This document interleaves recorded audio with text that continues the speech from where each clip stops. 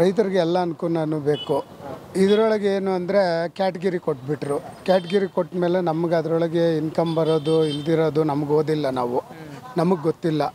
ಏನೋ ಅದು ಮೋದಿಯವರು 2000 ಹಾಕೋದಂತೂ ಕಂಪಲ್ಸರಿ ಬರ್ತೈತೆ, ಅದು ಸುಳ್ಳು ಹೇಳೋಕ್ಕಾಗಲ್ಲ. ಜಮೀನು ಯಾರು ಇರ್ತದೋ 6 ಕುಂಟೆ ಮೇಲೆ ಇರೋದವ್ರಿಗೆ 2000 ಅಮೌಂಟ್ ಬರ್ತದೆ, ಅದು ಬರ್ತದೆ. ಇನ್ನು ಖುಷಿಯೊಳಗೆ ಹೋಗಿ ನಾವು ಏನನ್ನ ಕೇಳೋಣ ಅಂದರೆ ಅವರು ಅದೇ ಪಾಣಿ ಎತ್ಕೊಂಡು ಬನ್ನಿ, ನಿಮ್ಮ ಅಪ್ಪಂದು ಇದು ಎತ್ಕೊಂಡು ಬನ್ನಿ ಅದು ಅಂತಾರೆ. ನಮ್ಮ ತಂದೆ ತೀರೋಗಿ ಒಂದು 18 ವರ್ಷ ಆಯಿತು, ನಮ್ಮದು ಏನು ಡಿಕ್ಲೇಷನ್ ಇಲ್ಲ, ಅದು ಎಲ್ಲ ಹಂಗೆ ಹಾಳಾಗೋಗೈತೆ. ಖುಷಿಯಿಂದ ನಮಗೇನು ಬರೋಲ್ಲ ಸರ್, ಇರೋ ಮಟ್ಟದಲ್ಲಿ ಓಪನ್ ಆಗಿ ಹೇಳ್ತೀನಿ. ಬರ್ತದೆ ಅಂತಾರೆ, ನಾವು ಓದಿಲ್ದಿರೋದಕ್ಕೆ ನಾವು ಹೋಗಿ ಕೇಳಿದ್ರು ಅವ್ರು ಏನೋ ಒಂದು ರೂಲ್ಸ್ ಹೇಳ್ತಾರೆ, ಆ ರೂಲ್ಸ್ ನಾವು ಬಗೆಹರಿಸೋಕ್ಕಾಗಲ್ಲ. ಅದರಿಂದ ಅದು ಅದೇ ಥರನೇ ಐತೆ. ಇರೋದ್ರನ್ನ ಮಾಡಿಕೊಂಡು ಜೀವನ ಮಾಡ್ಕೊಂಡಿದ್ದೀವಿ ಸರ್. ಮಳೆ ಬೆಳೆ ಏನೂ ಅದೂ ಮಳೆ ಇಲ್ಲ ಈ ಸಲ. ಬೇರೆ ಕಡೆ ಬೀಳ್ತೈತೆ, ಎಲ್ಲ ಸತ್ತೋಗ್ತಾ ಇದ್ದಾರೆ. ಇಲ್ಲಿ ಹನಿ ಬರಲ್ಲ, ಹಿಂಗೆ ಇರ್ತದೆ, ಮುಚ್ಕೊಂಡೇ ಇರ್ತದೆ. ನೀರಿಗೂ ತುಂಬ ಅನುಕೂಲ. ಬೋರೊಳಗೆ ಅದು ನೀರು ನಿಂತೋಯ್ತು. ಇನ್ನೇನ ಕೆರೆಗೆ ನೀರು ಬಂದರೆ ಬೋರೊಳಗೆ ನೀರು ಸ್ಟಾರ್ಟ್ ಆಗ್ತದೆ ಅಷ್ಟೆ. ಅಲ್ಲ, ಈಗ ನೀವು ಹೇಳ್ತಾ ಇರೋ ಸಮಸ್ಯೆ ಅದು ಬರೀ ಈಗಿಂದಲ್ಲ, ಮುಂಚೆಯಿಂದನೂ ಇದೆ ಅಲ್ವಾ? ಸೊ ಮುಂಚೆ ಇದ್ದಾಗ ಶಾಸಕರಿಗೆ, ಸರ್ಕಾರಕ್ಕೆ ಏನಾದ್ರು ಮನವಿ ಮಾಡ್ಕೊಳ್ತಿದ್ರಾ? ನಿಮ್ಮ ಕಷ್ಟ ಕಾರ್ಪಣ್ಯಗಳನ್ನು ವಿಚಾರಿಸೋಕೆ ಏನಾದ್ರು ಶಾಸಕರೆಲ್ಲ ಬರ್ತಿದ್ರಾ ಈ ಮುಂಚೆ? ಸರ್ ಎಲ್ಲಿ ಬರೋದು, ಎಲೆಕ್ಷನ್ ಟೈಮ್ ಬರ್ತಾಯಿದ್ರು. ಎಲೆಕ್ಷನ್ ಆದಮೇಲೆ ಅಷ್ಟೇ, ನಮ್ಮನ್ನೇನು ಬಂದು ಮಾತಾಡಲ್ಲ.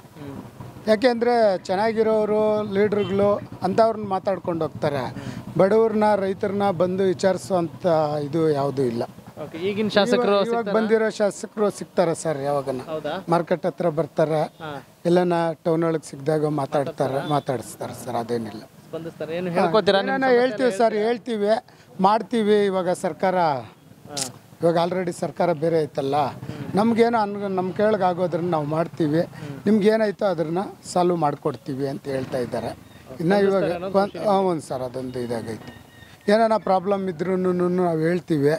ಯಾರೋ ನಮಗೆ ಗೊತ್ತಿರೋರಿಗೆ ಅವ್ರು ಹೋಗಿ ಮಾತಾಡ್ಕೊಂಡು ಬಂದಣ್ಣನ್ನು ನಮಗೆ ಸಹಾಯ ಮಾಡೋ ಮಟ್ಟದಲ್ಲಿ ನಡೀತೈತೆ ಸರ್. ಈಗ ನಮ್ಮ ತಾಲೂಕಿನಲ್ಲಿ ಮೇಜರ್ ಸಿಲ್ಕ್ ಮಿಲ್ಕ್ ಅಂತ ಹೇಳ್ತೀವಿ. ನಮ್ಮ ತಾಲೂಕಲ್ಲಿ ರೇಷ್ಮೆ ಮತ್ತು ಹೈನುಗಾರಿಕೆ, ಅದಕ್ಕೆ ಕೂಡ ಸರ್ಕಾರ ಪ್ರೋತ್ಸಾಹನ ಸರಿಯಾಗಿ ಕೊಡ್ತಾ ಇಲ್ಲ. ಅದು ಕೊಡಬೇಕು, ಹೈನುಗಾರಿಕೆಗೆ ಕೊಡಬೇಕು. ಕೃಷಿಗೆ ನಮ್ಮ ಟೌನಲ್ಲಿ, ನಗರದಲ್ಲಿ ಮೇಜರ್ ಸೋರ್ಸೇ ಅದು ನಮ್ಮ ಸಿಲ್ಕ್. ರೀಲರ್ಸ್ಗಾಗಿರ್ಬೋದು, ಅವ್ರಿಗೆ ಬೇಕಾಗಿರೋಂಥ ಕಷ್ಟ ಸುಖನ ಕೇಳೋಕ್ಕೂ ಯಾರೂ ಇಲ್ಲ.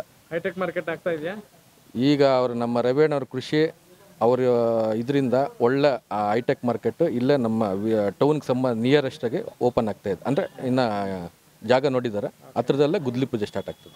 ಇಲ್ಲಿ ಎಜುಕೇಷನ್ ಹೆಂಗಿದೆ ಅನ್ಸುತ್ತೆ ನಿಮ್ಮ ಕ್ಷೇತ್ರದಲ್ಲಿ? ಸರ್ ಮಾಮೂಲಿ ಎಲ್ಲ ಕಡೆ ಇದ್ದಂಗೆ ಇಲ್ಲಿ ಸ್ಕೂಲು ಕಾಲೇಜಸ್ ಎಲ್ಲ ಇದೆ.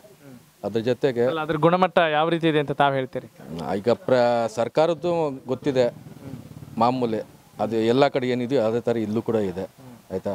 ಆಮೇಲೆ ಪ್ರೈವೇಟ್ ಸ್ಕೂಲು ಕಾಲೇಜ್ ಇನ್ಸ್ಟಿಟ್ಯೂಷನ್ಸ್ ನಡೆಸ್ತಾ ಇದ್ದಾರೆ. ಅವ್ರಿಗೆ ಎಷ್ಟು ಬೇಕೋ ಅಷ್ಟು ಅವರು ನಡೆಸ್ತಾ ಇದ್ದಾರೆ. ಇನ್ನೂ ಉತ್ತಮವಾಗಿ ಕೊಟ್ಟರೆ ಇನ್ನೂ ಒಳ್ಳೆಯದು ಅಂತ ನಮಗೆ.